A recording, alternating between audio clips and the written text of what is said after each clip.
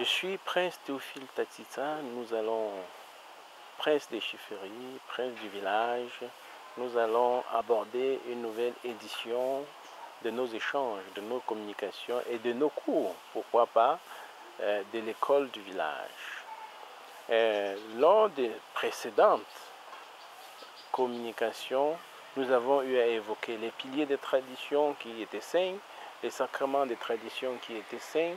Nous avons abordé la question de la création, de l'origine de l'humain, selon qu'on est au village ou en nous référant à l'histoire, aux traditions historiques, comme par exemple du pays de l'Égypte. Et nous avons vu qu'il y avait, n'est-ce pas, des divinités ou des dieux qui sont sortis du Nil. Ils étaient 5 et de la création des 5 premiers princes de la terre. Donc, et nous avons attiré l'attention sur les chiffres 8 et le chiffre 5. Et nous allons voir l'importance au fil des éditions portant sur le temps. On verra l'importance ou la redondance de ces chiffres dans l'organisation du temps. Nous avons d'ailleurs dit que les 8 dieux qui sortent du Noun avaient créé, fusionné pour donner Ra, Ra, et Ra qui est A, en un Dieu unique, global, créé Tot, et Tot à son tour a créé les princes de la terre. Et nous, on est dans les traditions de l'Égypte ancienne, qui est une tradition solaire, comme on dit. Parce que pour déterminer savoir qui fait jour, on pense à la lumière du jour, et on sait bien que la lumière du jour, non seulement est le reflet du ciel, mais surtout l'éclairage ou le faisceau lumineux du soleil. Et c'est le soleil donc qui détermine l'indicateur du jour, de la journée. Et le soleil est très important dans l'organisation du temps.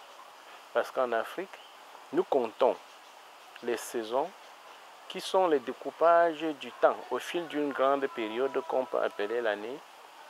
Et ce découpage donc permet de classer les saisons de pluie, les saisons sèches, les petites saisons de pluie, les petites saisons sèches. Et c'est cette organisation du temps qui rythme les activités. Lorsqu'on sait que les pluies viendront bientôt, c'est à ce moment qu'on mettra les semences au sol. Parce qu'une fois les pluies arrivées, vont mouiller la graine. Et la graine va pousser et il faudra sacler, il faudra entretenir. Et viendra aussi le moment de la récolte. Et ces activités-là permettent de désigner, n'est-ce pas, les moments du temps. Et c'est pour ça qu'on parlera de la saison des semis, de la saison du saclage, de la saison de la récolte, de la saison de la réserve, donc du grenier notamment. On parlera de la saison sèche, qui sera une saison au cours de laquelle on va sécher ce qui a été cultivé. Évidemment, parfois l'activité qui prime, c'est aussi la construction des maisons en attendant le retour une autre fois de la saison de pluie pour mettre encore sous terre les semences. Donc voilà, le temps dans le village est organisé en saison. Le temps est aussi découpé. Il est découpé en grandes périodes, des périodes initiatiques ou des périodes religieuses. Ces périodes religieuses sont au nombre de 5, comme les 5 doigts de la main, comme les 5 piliers, comme les 5 sacrements. Et chacune de ces périodes-là compte 72 jours plus un jour. Pourquoi 72 jours plus un jour? Parce que dans l'organisation du temps, il est toujours pensé que quand on a compté un temps, on doit avoir un temps de transition. Quand on a compté la grande période qui est de 72 jours, on doit avoir un temps de trêve qui est le temps du passage de cette période à l'autre période. Et donc, chaque période pleine compte 73 jours. Et si on prend 73 jours, on multiplie fois 5, on trouve aussi curieusement et aussi vrai 365. 365 nous rappelle le nombre de jours de l'année, à l'exception des années bissextiles qui comptent 366 jours. Eh bien, dans les traditions, il y a les années de clan. Les années de clan ont cours tous les 4 ans et c'est les années au cours desquelles certains enfants sortent. On dit qu'il y a une génération d'enfants qui passe, une autre reviendra. Et ces années de clan comptent un jour de plus parce que le jour où les enfants vont sortir, c'est un jour supplémentaire, c'est un jour de grâce. On comprend que dans notre tradition, il y a également l'année bissextile qui est comptée. La différence, c'est au niveau du découpage du temps. Premièrement, en 5 périodes. Chacune des périodes est appelée un camestre. Ça nous rappelle les kamites ou le kam. Ça nous rappelle la période du kem ou du kam, qui est une période initiatique, qui est la durée de la momification, qui est la durée de la consignation des savoirs. L'année donc est subdivisée en période de 73 jours. On a ainsi 365 jours divisés par 5 qui font 73 jours. Et chacune des périodes compte notamment 72 jours plus un jour dédié à quelque chose. Alors, pour revenir à la cosmogonie égyptienne, il est dit que l'année soleil, clair, pur, compte 360 jours. C'est la circonférence d'un cercle. 365 degrés, comme on dit, 365 degrés. 360 degrés, comme on dit. Et 5 jours ont été ajoutés aux 365.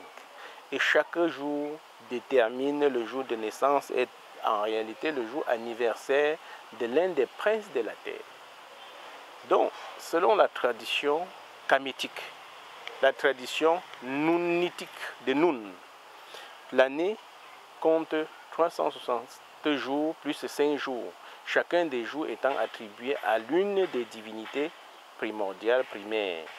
Donc, le premier jour, qui est jour anniversaire, étant attribué à Osare, Osiris, le deuxième à Isis, le troisième jour à Seth, le quatrième jour à Nephthys et le cinquième à Horus. Eh bien, quand on revient dans l'organisation du temps, on dira que si on part de la première journée, le premier jour de l'année solaire, c'est le jour consacré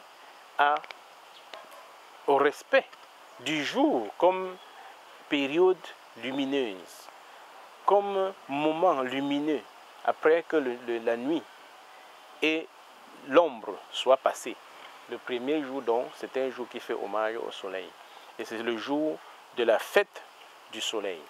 Et ce jour de la fête du soleil correspond notamment à la journée du 25 décembre qui était la journée de célébration de la fête du soleil. Aujourd'hui, cette journée est considérée comme la journée de la naissance du Christ Jésus. Et pourtant, hier, c'était la naissance du Christ Osiris, du oin, parce que le Christ avait dit le oin. Donc, le temps, selon cette tradition, est découpé, l'année solaire est découpée en 5 camestres, le premier camestre commençant le 25 décembre. On ajoute 72 jours et se termine le 7 mars. Donc le deuxième jour, qui est le jour du début ou le jour anniversaire de la deuxième princesse de la terre, c'est le 8 mars, qui est la journée consacrée ou la journée anniversaire d'Isis, qui est la première fille, la première princesse de la terre. Et on sait qu'aujourd'hui, cette journée est dite journée internationale de la femme, le 8 mars. Il s'agit de la journée traditionnelle de la fille lumineuse, de la fille solaire qu'on appelle Isis. C'est cette fête traditionnelle qui est célébrée dans le monde moderne sous le couvert des revendications féministes.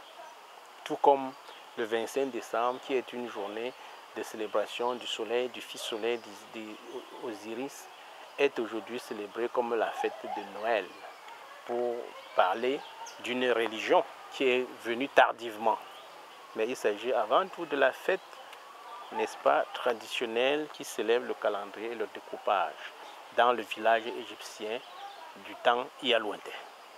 Et lorsqu'on parle d'Égypte, l'Égypte c'est le pays à côté du Noun, le Noun étant le grand océan. Le Noun aussi se trouve dans beaucoup de pays. Le Noun, c'est la rivière, si on se situe au Cameroun, qui sépare les territoires du grand royaume du Noun et le grand royaume des Grassfields. Il s'agit là du Noun. Et l'Égypte donc se trouve dans cette perspective autour de cette terre. Donc l'Égypte, c'est le lieu d'expression de connaissance. Ce n'est pas un lieu figé sur le bec de l'Afrique, mais c'est un lieu qui est autour du Noun, autour du Nil. Le troisième jour anniversaire qui est consacré à Seth, qui en fait célèbre Thoth lui-même, c'est le 20 mai. Le 20 mai, parce que si on part du 8 mars, on ajoute 72 jours, on se retrouve le 19 mai. Et le 20 mai, c'est le début le jour anniversaire de la troisième journée, troisième divinité qui est consacrée à Seth. Eh bien, le quatrième jour anniversaire sera le 1er août, selon la même logique on ajoute 72 jours chaque fois. Et le dernier tombera le jour du 13 octobre, qui est le jour anniversaire de Horus. Ainsi, nous voyons que l'année est découpée en 5 périodes, 5 grandes périodes qu'on appelle les périodes camestrielles. Chacune des périodes comptant 73 jours, en réalité 72 jours plus un jour faste si on veut, un jour de transition. Le premier jour de transition ou le premier jour faste étant le 25 décembre attribué à Osiris, le deuxième étant le 8 mars attribué à Isis, le troisième étant le 20 mai attribué à Seth ou à Thoth lui-même, le quatrième étant le 1er août attribué à Nephthys et le cinquième jour étant le 13 octobre attribué à Horus. Ainsi, nous allons voir par la suite comment l'année étant découpée en 5 périodes équitables, comment est-ce qu'on repartage, n'est-ce pas, le temps, comment on mesure le temps pour l'organisation sociale, l'organisation entre guillemets, de la huitaine, pour ne pas dire de la semaine. Et vous poserez d'autres questions pour une meilleure compréhension du temps. Mais en attendant, nous allons parler de découpage de la huitaine.